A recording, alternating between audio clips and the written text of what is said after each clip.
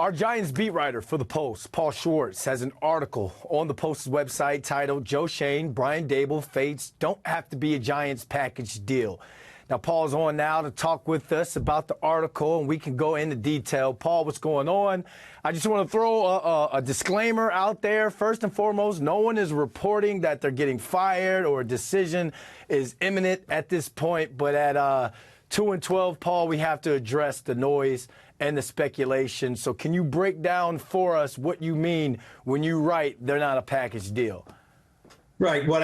Hi, Brandon. What I am reporting is that, yes, this is not all or nothing. This is not we know that Brian Daboll and Joe Schoen came in together. When Joe Schoen was hired, he had a list of candidates to interview for the head coach. We all knew it was not difficult to collect the dots to say, to connect the dots, I should say, to say that Brian Daboll is going to be higher at the top of his list. And he was, and they went through the process. They did a diligent search, and shockingly, they came to the conclusion that Brian Daboll should be the head coach. These two guys work together in Buffalo. They're friends.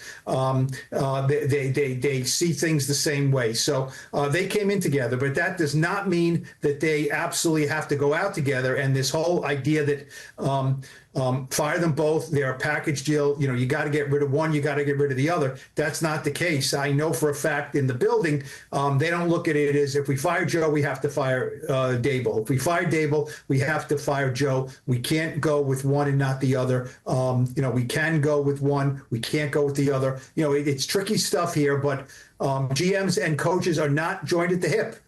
Sometimes they come in together and one hires the other. The GM hires the coach, and there's a synergy there, but that doesn't mean that one doesn't outlast the other. That could happen in this case. All right, we talked about Brian Daboll being 18-30-1 career record as a head coach for the Giants. So can you break down some scenarios of what could happen? Yeah, look, there's only a finite amount of things here. Look, either they both go or they both stay, right? That's easy.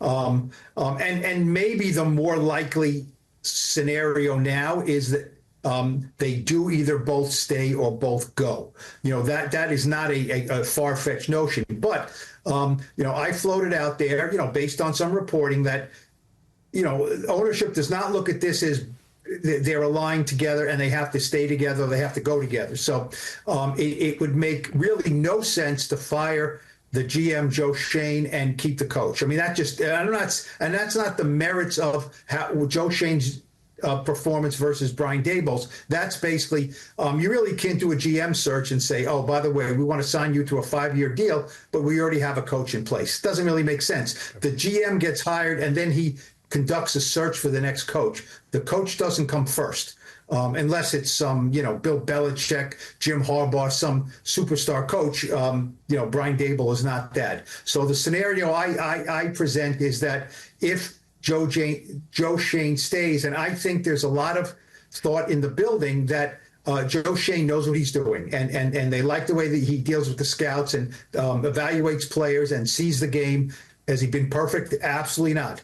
2-12, there's a lot of fingerprints on 2-12. But, my sense right now is that Joe Schoen would stay, and then you have to make a decision on the head coach, Brian Daboll.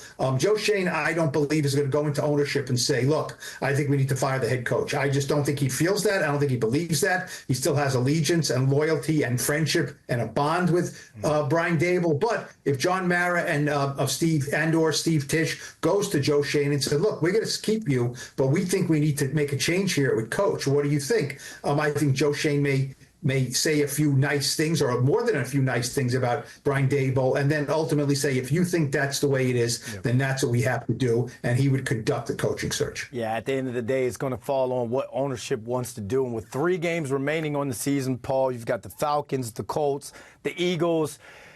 It's like you're looking at these games, and it's like I think ownership knows that you're not going to be able to compete with the Baltimore Ravens with guys like Lamar Jackson and Derrick Henry on that team with that amount of talent when you have a laundry list of guys on the injury report and you've got a bunch of practice squads playing. But I think these three games are looked at not only by ownership but at fan base as winnable games. So it's pretty interesting to see how the Joe Schoen and Brian Daboll handle these games. And Paul, it almost like going back to 2021 when Joe Judge was head coach and Mr. Mara had said that he had kind of gave him a stay of execution. I think one thing that Brian Daboll and Joe Schoen has going for them right now is there's not inside noise that's making it outside. I just think of the whole Golden Tate, Joe Judge thing to when they're 1-7. Golden Tate scores a touchdown on ESPN. He's like, "Get me the darn ball." He goes and yells back to Joe Judge and those guys, "Get me the darn ball."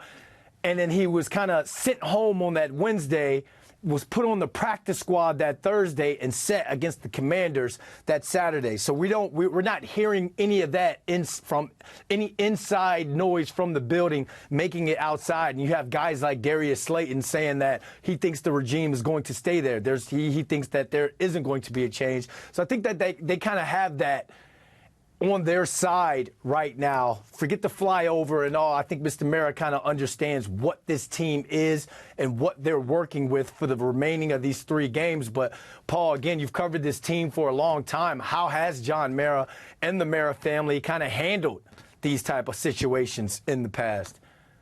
Well, I mean, John Mara has said, look, his father, Wellington Mara, is the franchise patriarch, and he was a great man. He was the founder of the franchise basically, and he was the main steward of the team. But the criticism of Wellington Mara was he was too loyal.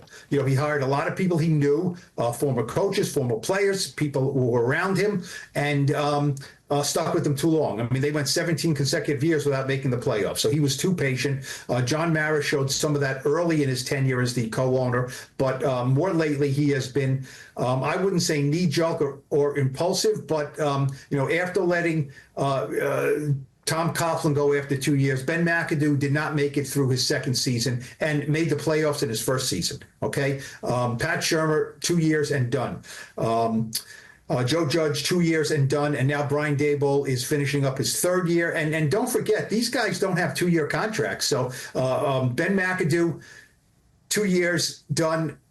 Giants had to pay him for the next 3 years. Same with Shurmur. The same with Joe Judge. Joe Schoen and Brian Daboll both have 5-year contracts. So if you get rid of one or both of them, the Giants have to pay them for the next 2 years. Now, nobody's crying for the Giants and the money and, having to pay these guys, but it is a consideration. So John Mara said when they hired Joe Schoen and Brian Daboll, I have to be more patient. I know that I haven't been in the past, and I have to be more patient. We can't keep changing guys every two years just because the results aren't quite there. So the big thing is John Mara has to look in the mirror and say, do I still believe in Joe Schoen and Brian Daboll? The record says he is warranted in firing everybody, right? At 2-12, maybe you're going to be 2-15. The record says that, and the fact that they won. You know what the biggest problem of this regime was, Brandon? That they won 9 games. They won 9 games in a regular season and a playoff game in their first year, because that set unrealistic expectations. Brian Daboll was named Coach of the Year, and they went from 9 to 6 and now 2 wins. That's a downward trend. That's not what John Mara wants to see. But so John Mara is going to have to not suspend his reality, but if he wants to keep these guys back, he's going to have to look and say, I believe in these guys. I don't believe in the result, but I still believe in them. And I think I want to bring them back, and they'll have a number 1 or number 2 pick, and they can pick the next quarterback. And I think these guys can do it. If he doesn't feel that conviction, then he has to make changes. It's almost like he's going to look in the mirror and be like, ask himself, do I stick with the Giant way or do I go another way? That's basically what how you just broke that down. And Paul, make sure you guys go check out the article. It's still up on the Post website. Paul, thanks for coming in and going into detail on that. See you Thursday for the Blue Rush preview show. All right, Brandon. Thanks.